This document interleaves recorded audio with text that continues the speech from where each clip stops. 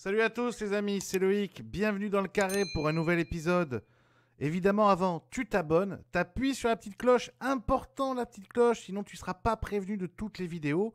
Et puis tu peux aussi me retrouver sur Twitter et sur Instagram, alors t'hésites pas, voilà, tu t'abonnes et puis comme ça on s'écrit, on se met des messages et puis on voit comment on va. Allez, je te fais un bisou, excellent épisode.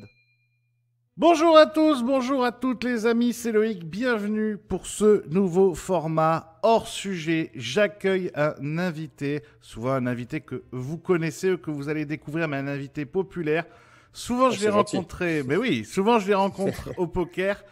Lui, je l'ai rencontré pendant le FPO à Lyon il y a 2 ans maintenant. On a fini sur une très bonne bouffe le dimanche, très sympa et je voulais absolument vous en parler même si son prénom n'est pas à la hauteur de sa renommée. Bonjour mon Flo. Salut Loïc, tu vas bien? Ben oui, je vais très bien mon ami. Je suis très très heureux de t'accueillir pour cette première. Alors Flo, les gens te connaissent sous le pseudonyme du Parfait Inconnu, mais le Parfait Inconnu, il a 637 000 personnes qui le suivent sur Facebook, 70 000 sur Instagram, 337 000 sur YouTube. Le record est à 4 millions de vues sur YouTube et à presque 30 millions sur Facebook. Est-ce qu'on ne devrait pas te renommer? Parce que le Parfait Inconnu, là, c'est plus très vrai, on est d'accord? Et j'adore parce que tu connais mieux les stats que moi en fait. Oui, c'est ça. C'est toi, tu me disais que t'es pas trop stat, comme l'ensemble des youtubeurs. Toi, tu laisses passer, quoi. Comme je disais, je regarde la dernière vidéo que je poste. J'adore savoir combien de personnes la regardent, si elle leur plaît et tout ça. Mais j'avoue qu'après des vidéos que j'ai postées il y a 2 ans, j'arrête de regarder quoi. Alors Flo, pendant cette prochaine demi-heure, on va parler de ton métier, des spécificités. On va aussi Ouais, parler de ta passion du poker, évidemment. Mais ok, j'ai envie de commencer. La période est particulière, évidemment. On est en plein confinement. tout à fait. Est-ce que ça rend ton métier plus important encore? C'est-à-dire que tu es là pour, entre guillemets, divertir les gens avec du Mhm. contenu. Est-ce que tu t'en fais une espèce de mission un peu de te dire, bah là, les gens se font chier, ils sont chez eux. Allons-y, soyons hyper créa. Bah écoute, ouais, le fait que je sois obligé de rester chez moi, ça me met beaucoup d'interdictions. Moi, habituellement, je tourne des vidéos avec un caméraman, des figurants extérieurs. Donc, en étant bloqué chez moi, en fait, à la base, je me suis dit, bah, je ne pourrais pas sortir de nouvelles vidéos. Et parce que je vis, pour raconter ma vie jusqu'au bout, hein, je vis avec mes parents, mon petit frère et ma belle-sœur. On est sous le même toit. Donc en fait, quand le confinement a commencé, je me suis dit, bah, je vais revenir au tout début où je filmais avec mon téléphone et je faisais des petites vidéos assez courtes. Et bah, du coup, je les oblige à apparaître dans mes vidéos. Je les filme. Ils n'ont pas vraiment le choix. Le confinement, finalement, m'inspire énormément donc, j'ai jamais sorti autant de vidéos en si peu de temps, malgré la contrainte. Et d'ailleurs, elles font des millions de vues sur Facebook, c'est incroyable. Mais en même temps, c'est parce que les gens se font chier, hein, on va être honnête, quoi. Les réseaux sociaux, en ce moment, on est tous dessus parce qu'on s'ennuie, quoi. Euh, T'es un cas très atypique du YouTube game, n'est-ce pas? La plupart sont des gens très jeunes qui ont commencé Je très suis très jeune, très hein. très... Oui, mais ils ont commencé à 15 ans. Par exemple, Squeezie Ah, a commencé, je pense, à 14 ou 15 ans. Il en a quoi? 22, 23 aujourd'hui, 24 peut-être. je sais pas du tout. Toi, t'as dépassé la trentaine, t'es père de famille. Alors, Euh, oui. donc, est-ce que le fait d'être comme ça, un cas un peu atypique du Mhm. YouTube Game, qu'est-ce que ça différencie par rapport aux autres? Eh ben, je te cache pas que moi, je me suis jamais trop posé de questions vis-à-vis de YouTube. Je connais très peu, en fait, les YouTubeurs de manière générale, à part les noms qui ressortent tout le temps, hein, Mister V, Squeezie, Cyprien, Norman. Évidemment que je connaissais sans m'y intéresser, mais alors tous les autres YouTubeurs, des petits YouTubeurs comme moi, je te cache pas que si tu me poses des questions, j'y connais rien. Donc, quand je me suis lancé, je regardais même pas par rapport aux autres ce que moi je faisais. Je le faisais avant tout pour m'éclater. Donc, j'ai aucune connaissance du YouTube game, comme on dit. Je m'y suis mis, comme tu dis, à 27 ans. Et ouais, du coup là, j'ai quand même 31 ans. D'ailleurs, justement, c'est intéressant ce que tu dis. Tu dis c'est une passion, mais à quel moment la passion devient un métier? Est-ce que c'est par rapport à l'argent que tu rentres, par rapport au temps que tu y passes? Comment tu vois ça? Eh ben, pour être honnête, moi, je me considère pas comme un YouTuber professionnel. C'est-à-dire que pour moi, c'est pas mon métier. C'est une, comme je dis, une activité, une passion. Mais ma vie est un peu farfelue. Je sais pas quel mot choisir. Parce que en 2016, on m'a découvert une tumeur cérébrale du jour au lendemain. J'avais une vie totalement banale. Je travaillais pour l'agence qui gère nos déchets radioactifs en France. Tout ce que je raconte, on croirait que c'est une blague, mais tout est vrai.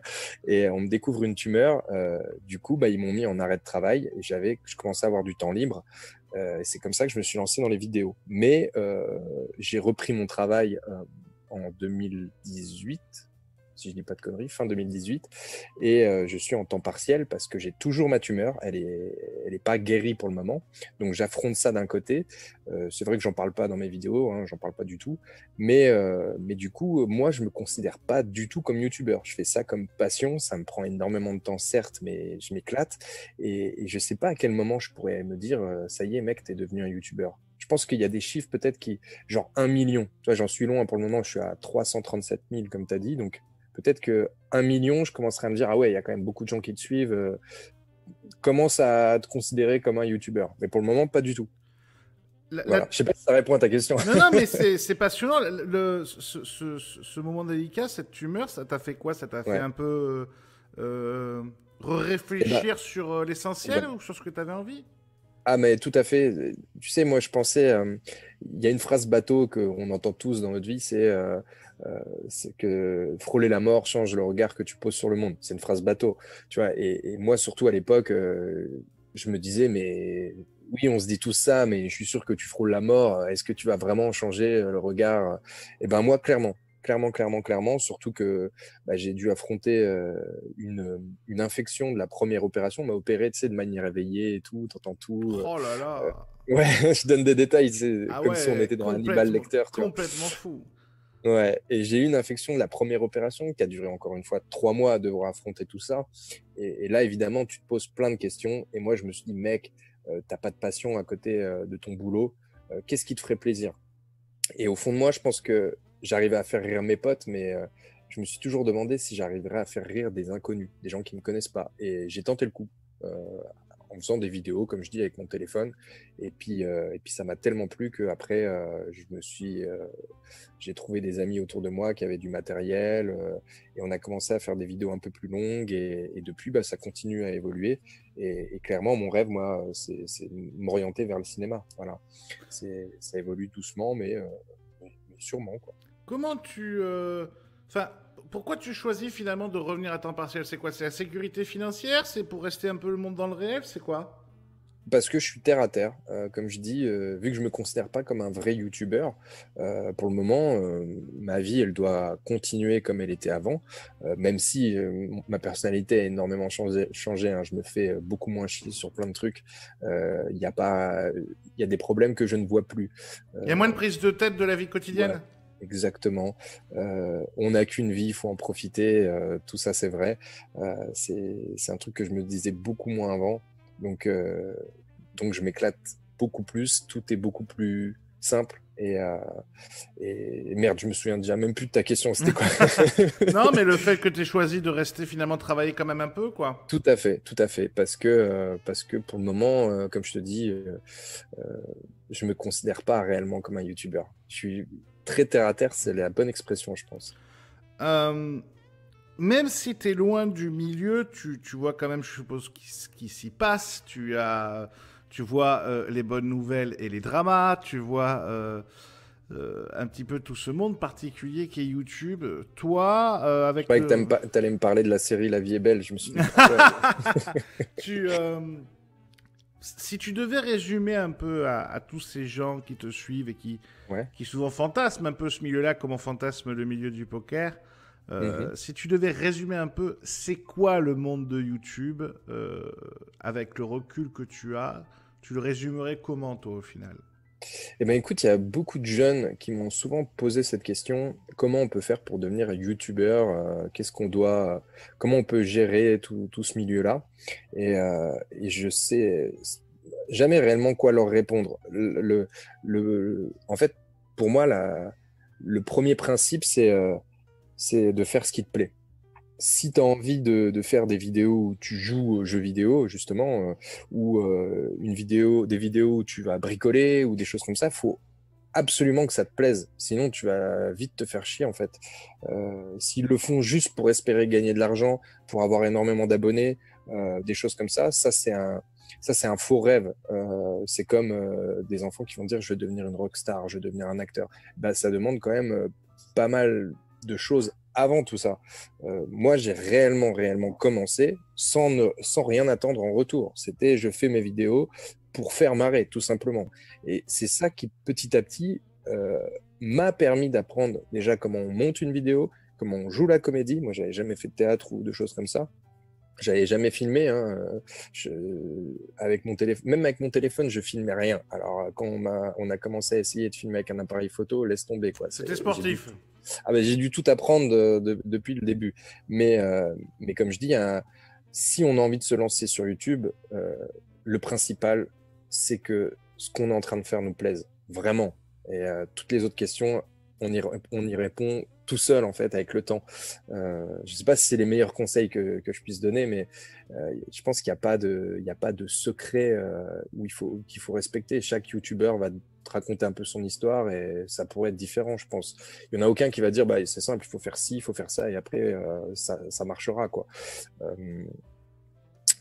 En plus, moi, je pense que j'ai eu plein d'erreurs, hein. Au départ, je faisais des vidéos très courtes, de 30 secondes, 1 minute. Ça, par exemple, sur YouTube, bah, c'est pas bon pour l'algorithme. Et puis même, on frustre les gens. Tu regardes, tu as une petite pub, par exemple, hein, surtout après quand elles sont monétisées, puis hop, tu te tapes que 30 secondes, quoi. Donc oui, il y a un YouTuber, Pierre Cross, qui est très sympa, très cool, parce qu'il m'avait contacté, alors que je devais avoir 20 000 abonnés, et qui m'avait donné justement des conseils. Il m'avait dit, fais des vidéos plus longues et tout, parce que sur YouTube, ça marchera pas. Mais à l'époque, ça marchait énormément sur Facebook. C'est là que moi, j'ai décollé. Mais parce que j'apparaissais dans le fil d'actualité, j'arrivais à faire rire des gens qui ne me connaissaient pas. Boum, ils partageaient. Ça faisait des likes et j'avais des vidéos qui explosaient. D'ailleurs, comme tu as dit tout à l'heure, j'en ai une qui a fait, il y a 2 ans, 30 millions de vues, quoi. C'est incroyable. Vraiment incroyable. Tu sors une vidéo, elle dure 1 minute ou 1 minute 30 et boum, 30 millions de vues, quoi. Mais ça, sur YouTube, c'est un autre délire. Donc, c'est pour ça que petit à petit, je me suis mis à faire entre les deux. Je fais des vidéos maintenant de 10 minutes. Et enfin, à part avant le confinement, presque des courts-métrages, quoi. Voilà, c'est un peu le délire, c'est de faire des histoires avec un début, un milieu où les gens ont envie vraiment. Le but, c'est qu'ils aient vraiment envie de connaître la suite, et avec une chute, ça peut parfois être des chutes à rebondissement, mais je prends énormément de plaisir, moi, à les imaginer, à les écrire, ensuite à les filmer, à les tourner, même si organiser un tournage, c'est pas mon délire, parce que je suis perché, moi, ça, je déteste, c'est le seul truc que j'aime pas faire, c'est organiser des rendez-vous, mais après, les monter comme monter un court-métrage, j'adore tout ça, j'adore. Tu parles de Pierre Cross, même Oui. si tu es loin du YouTube game, est-ce qu'il y a quand même comme ça des amitiés que tu as avec d'autres YouTubeurs? Oui, tout à fait. Eh ben, écoute, ouais, Pierre Cross, on avait tourné même une vidéo en 2017 ou 2018. J'ai vraiment apprécié qu'il me fasse confiance très rapidement. J'ai sympathisé avec des gens qui, comme moi, postaient des vidéos sur Facebook. Alors, je sais pas si on peut leur donner un nom. Il y a les YouTubeurs, moi j'ai appelé ça les Facebookiens. Euh, donc, on était majoritairement connus sur Facebook. Il y avait une page Facebook qui avait fait une discussion groupée, c'était Minute Buzz. Ils avaient fait une discussion groupée de tous les Facebookiens. Donc en fait là, moi j'ai pu découvrir avec leur compte perso tous ceux qui postaient des vidéos et qui arrivaient à faire des millions de vues. Je pense notamment à Franjo, Ouais, bien Lino sûr. Arial, voilà, Monsieur Noir, c'est des gars comme ça qui ont vraiment des millions de vues sur Facebook, et on a sympathisé, on a tourné des vidéos ensemble. Et donc ouais, c'est des potes que je me suis fait et qui sont également sur YouTube, évidemment. Voilà. Je sais pas si- Comment on voit l'avenir quand on est YouTubeur? Alors j'allais dire, avec ce qui t'est arrivé, l'avenir finalement, on le prend, je suppose, au jour le jour, mais quand on est Ouais. YouTubeur, est-ce qu'on peut avoir un plan de carrière? Tu parlais cinéma, des choses comme ça? Tout à fait. Alors moi, clairement, bon, comme je disais, je suis terre à terre et je me considérais youtubeur que si j'ai 1 million. Et encore, c'est vraiment un truc que je mets loin et je Ouais, suis c'est même pour pas se donner sûr. un chiffre, quoi. Ouais, voilà, c'est pour se donner un objectif, mais comme ça, ne pas considérer, ça y est, je cartonne et tout ça. Je le mets loin. 1 million, c'est pas, voilà, j'en suis loin pour le moment. Donc, ouais, merde, c'était quoi la question, putain? C'était justement comment on voit l'avenir, comment on... Ouais. toi qui parles de cinéma, comment tu vois ton avenir de Facebookien YouTuber? Du coup, l'avenir, pour le moment, j'ai pas réellement d'image. Comme je dis, moi, je veux percer, pénétrer dans le monde du cinéma, et ça me paraît tellement éloigné que je me pose pas énormément de questions. Je me dis, fais ton Mais truc. tu t'es fait un plan quand même ou pas? Tu t'es dit, Ouais, parce que là, par exemple, tu as fait des courts-métrages. Tu te dis, je vais en faire plus, je vais essayer de me faire financer des moyens-métrages, je vais essayer tout à de... fait. Tout à fait. En fait, j'ai contacté des réalisateurs pros qui sont des amis, hein, qui sont proches de chez moi. Moi, j'habite à Nancy, donc en Lorraine. J'ai contacté des réalisateurs qui en ont fait leur métier, et on coécrit en fait des courts-métrages avec des moyens que moi je n'ai pas. Clairement, ça sera beaucoup plus cinématographique, et on les coécrit, et c'est des courts-métrages qui ne seront pas forcément drôles. Au contraire, j'ai envie d'ouvrir d'autres portes. On a par exemple écrit un thriller, alors je sais pas comment le dire correctement, Un thriller. un thriller, et, Un et serial on écrit. killer. Yeah, ouais, franchement, c'est un court-métrage qui pourrait surprendre ceux qui me suivent, parce que là, on est sur totalement autre chose. C'est un autre personnage, mais moi, ça fait depuis le début que j'ai envie de tester d'autres types de vidéos. Euh, mais j'ai pas envie de le faire seul, parce que je sais que moi, je suis limité, hein, techniquement. Je suis pas, j'ai appris comme ça en faisant un peu n'importe quoi, mais un vrai réalisateur, je pense il va faire un rendu qui sera totalement différent. Et pareil, j'ai coécrit, on n'a pas fini encore, hein, mais une série d'un super-héros qui part complètement en couille, mais c'est Hmm. très sombre. Un peu à C'est- la... Comment ça s'appelle? La série d'Amazon, là? The Boys? Un peu dans cette idée-là? Ouais, et ben écoute, quand on avait commencé à écrire vraiment les premières lignes, j'ai vu qu'il y avait cette série, j'ai regardé, mais ce qu'on avait imaginé et ce qu'on continue à écrire est quand même différent. Euh, c'est très sombre, ouais, Deadpool à la rigueur, Deadpool, The Boy. Il y avait quoi? Il y avait aussi Spawn? À l'ancienne, un peu? Hitchcock. Non, pas Hitchcock, je dis de la merde. Ah non, Euh, Hickok, non, ouais, Hancock, ouais, le truc avec Will Celui Smith avec... à l'époque, c'est ça? Exactement, Ok. exactement. Donc ce serait un mélange de tout ça en fait, mais on s'inspire d'aucun d'entre eux. Mais tu vois, Des influences. bah, en fait, comme je disais, c'est des courts-métrages qui n'ont rien à voir avec ce que je présente actuellement, et ça, c'est des projets qui me tiennent à cœur, parce que c'est des nouveaux défis en fait, et j'adore ce genre de défis. À chaque fois, j'ai pas envie de rester dans mon petit cocon à être bien, sortir des vidéos que j'ai l'habitude de sortir. Non, j'ai envie de tester plein d'autres choses. En ce moment, par exemple, je suis en train d'écrire une autobiographie. Alors on pourrait se dire, le gars, mais tranquillou, quoi. Il a 31 ans, il écrit déjà une autobiographie. Mais j'ai vécu en fait tellement de choses À ton euh, âge? à mon âge pour affronter la tumeur. Par exemple, j'ai énormément d'anecdotes, parce que moi j'ai envie aussi de le présenter avec mon petit côté humoriste, hein. C'est pas Avec de forcément. l'humour et du recul un peu? Voilà, de l'humour, du recul. S'il y a des gens qui se posent des questions sur cette maladie, une tumeur cérébrale, bah, je leur réponds quelque part. Mais ceux qui voudraient savoir comment je me suis aussi lancé sur YouTube, ou qui ont envie un peu de connaître ma vie personnelle, eh ben, je me suis dit, voilà, écrire une autobiographie, c'est un joli défi, parce que moi, j'ai jamais écrit de livre, hein, clairement, comme la plupart des gens.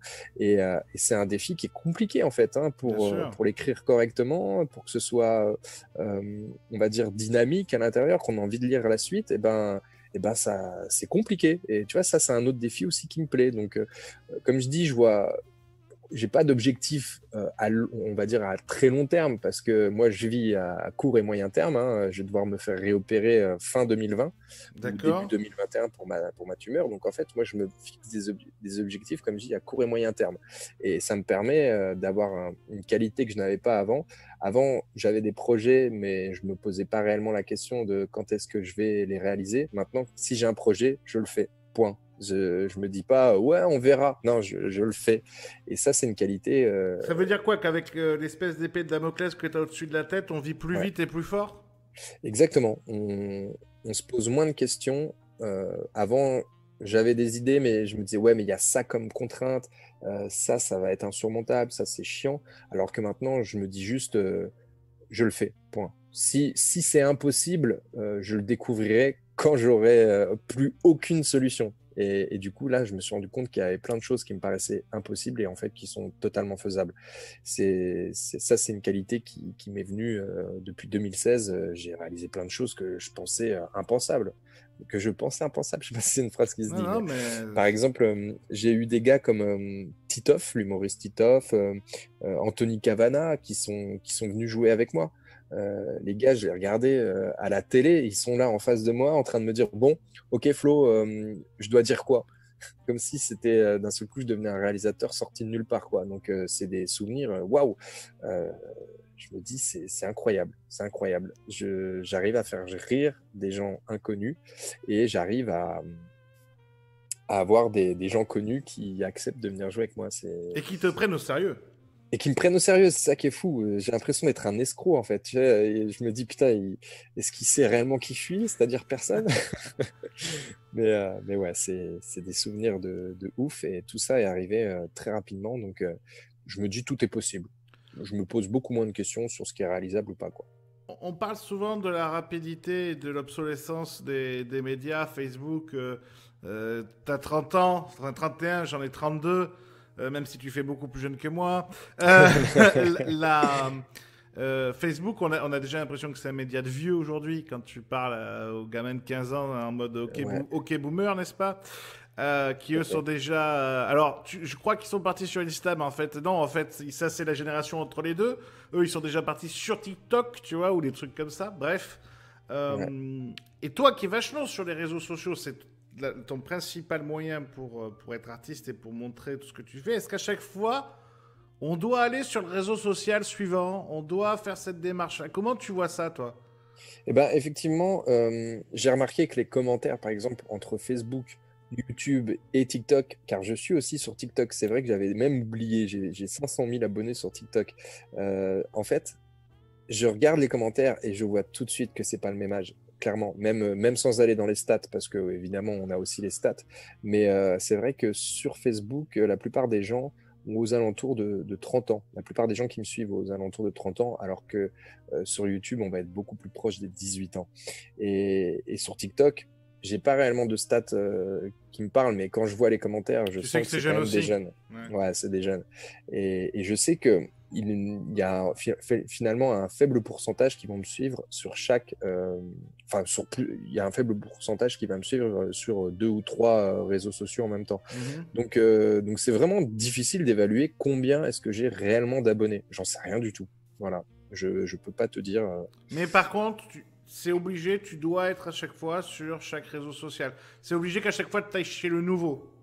Eh ben, écoute, TikTok, à la base, c'est un truc, quand j'ai regardé, je me suis dit, ouais, je vois pas trop l'intérêt des vidéos très courtes, 15 secondes, c'est quoi le délire?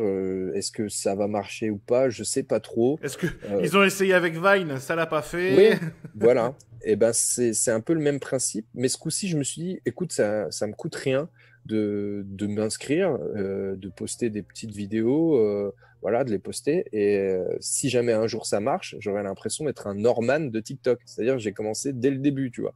Et en fait, plus le temps passe et plus je me dis, ouais, il y a des vrais stars qui viennent s'abonner. J'ai vu Will Smith, par exemple, qui a un compte TikTok et qui fait des vidéos exprès pour TikTok. C'est là que tu te dis, ah ouais.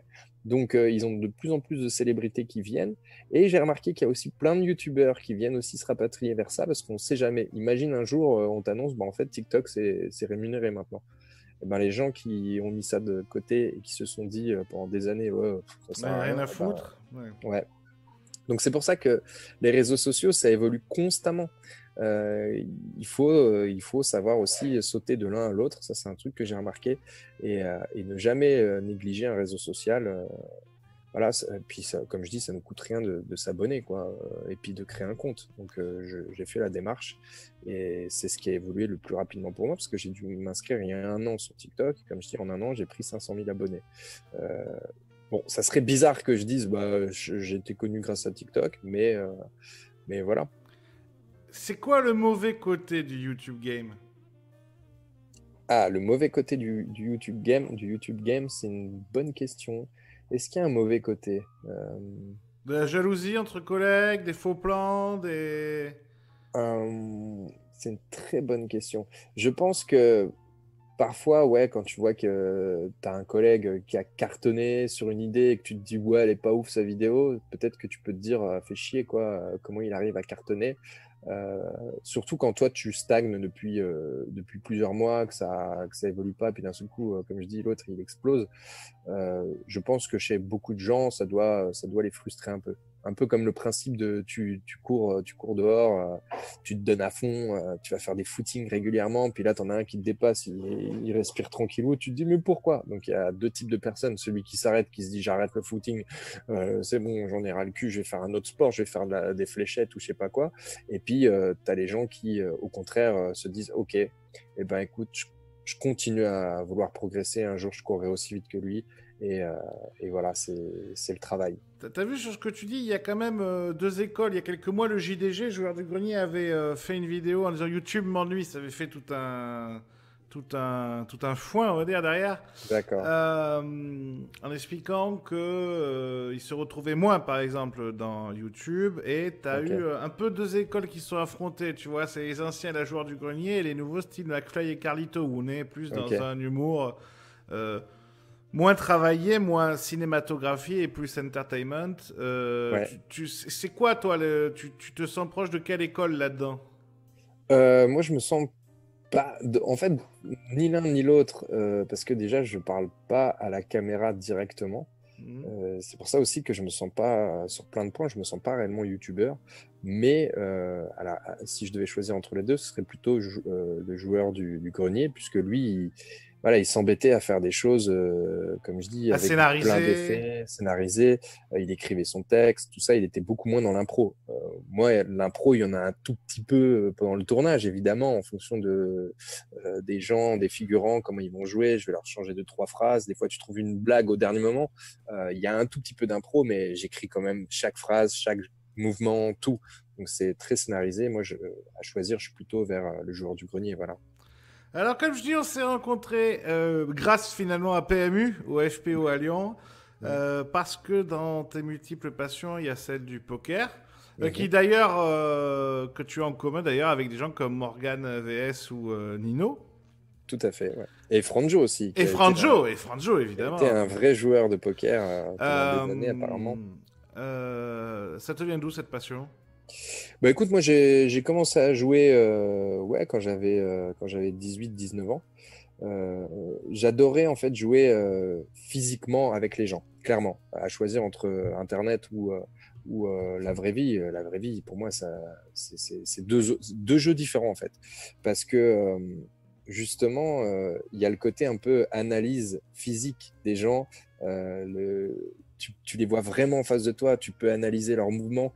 Et je jouais tous les vendredis, quand j'avais ouais, la vingtaine, je jouais tous les vendredis avec des patrons de plusieurs boîtes qui Ouais. se réunissaient entre amis. Moi, j'étais le petit jeune, tu vois, je venais, je m'étais fait inviter, je me souviens même plus comment. Mais j'étais à la cool, je faisais des petites vannes, ça les faisait sourire, tout ça. Et je finissais quasiment à chaque fois dans les places payées, quoi. Mhm. Parce que en fait, j'arrivais clairement à lire en eux. Ils essaient pas de se lire. Ils jouaient plutôt, on va dire, la chance, les cartes, et ils se rendaient pas compte qu'ils arrivaient à Que tout écrire. le corps était en train de donner des Ah ouais, informations.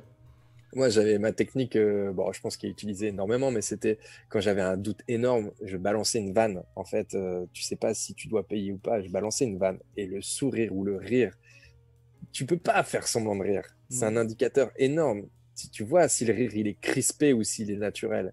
Et c'était ma petite technique. Et comme je dis, je finissais quasiment tous les vendredis dans les places payées. Donc en plus de ça, il me respectait énormément. Du coup, ouais, non, mais lui, je joue pas contre lui, tout ça. Et ça, j'adorais. Ensuite, je me suis mis à jouer en ligne. Et comme je dis, j'ai l'impression que c'était un autre jeu. Il y a beaucoup moins Ben, physique pour le coup.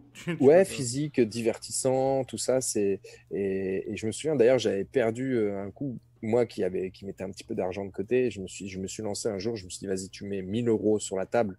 J'avais pété un câble le jour-là. Ah ouais. Ouais, et j'avais réussi à doubler. Et là, je me dis, ouais, c'est bon, je suis à 2 000 €. J'ai les mains qui tremblent parce que les deux gars qui étaient en face de moi, eux, c'était l'argent qu'ils ont l'habitude de jouer. Moi, pas du tout. Je m'étais dit, voilà, tu viens de gagner 1 000 €, tu te déconnectes, quoi. J'appuie pour me déconnecter. Et là, les deux cartes qui arrivent, c'est paire d'as. Et le mec, il a pété un câble, il m'a mis tapis avec un jeu moisi. Il a obtenu une suite. Et moi, j'ai perdu tout. Je venais de perdre, en fait, 1000 balles en mettant tapis avec une paire d'as. En fait, techniquement, avec le temps, en théorie, ce genre de coups, tu les gagnes, quoi, Bien sûr, sur le long statistiquement, sur le long terme. Mais moi, ça m'a un peu frustré des jeux en ligne. J'ai arrêté de jouer en ligne et j'ai continué à faire des petits games avec mes potes, d'aller à des parties avec mes potes. Et d'ailleurs, la première fois où je suis allé à un tournoi au casino d'Amnéville, dans ma région, attention, la première fois où je suis allé dans un casino, bah, je suis sorti avec 3 000 €. C'était un tournoi à 100 €, je suis sorti avec 3 000 €. Donc c'était vraiment cool. C'est là que j'ai vraiment vu la différence quand entre le live et le online, quoi. Ah ouais, pour moi, il n'y a pas photo, quoi. Il n'y a pas photo. J'adore toucher les gens. Donc, toucher, enfin, c'est une expression bizarre. J'adore toucher les gens. Non, je ne les touchais pas. Ce serait bizarre. Majeur. Finis la phrase sur ça, c'est majeur, en tout cas majeur. Mais ouais. Flo, dernière question, mon ami. Ouais. Le jour où tu arrêteras, je te souhaite évidemment le plus tard possible, peut-être jamais, mais si un jour tu dois arrêter le YouTube Game, le Facebook Game, etc., tu as envie que les gens qui auront vu ton travail retiennent quoi de toi en tant qu'auteur et de toi en tant qu'homme? Waouh, c'est une bonne question que je me suis jamais posée. Qu'est-ce que j'aimerais qu'ils retiennent de moi? Que je les ai fait marrer.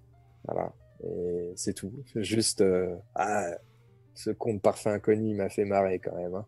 Il était bon, ce con. Voilà. Eh bien, écoute, je te remercie infiniment, Flo. C'était parfait. Merci, Flo, merci beaucoup, évidemment. Merci à toi, Loïc. Merci à toi. On te retrouve sur tous tes réseaux sociaux. C'est même pas à moi de te présenter, c'est l'inverse. C'est les gens qui vont te découvrir. Toi, ils vont pas te découvrir, ils vont t'écouter juste. Mais merci beaucoup d'avoir accepté l'invitation. Et puis j'espère, mon ami, qu'on se retrouve très vite autour d'une table de poker. Avec plaisir, ce sera avec plaisir. Surtout si je peux te dégommer. Ah, bah, et normalement, il n'y a pas trop de difficultés. On interview a priori mieux qu'on ne joue. Les amis, c'était le premier épisode d'Hors Sujet. Merci Flo encore et on se retrouve très très vite dans le carré. Super. Ok.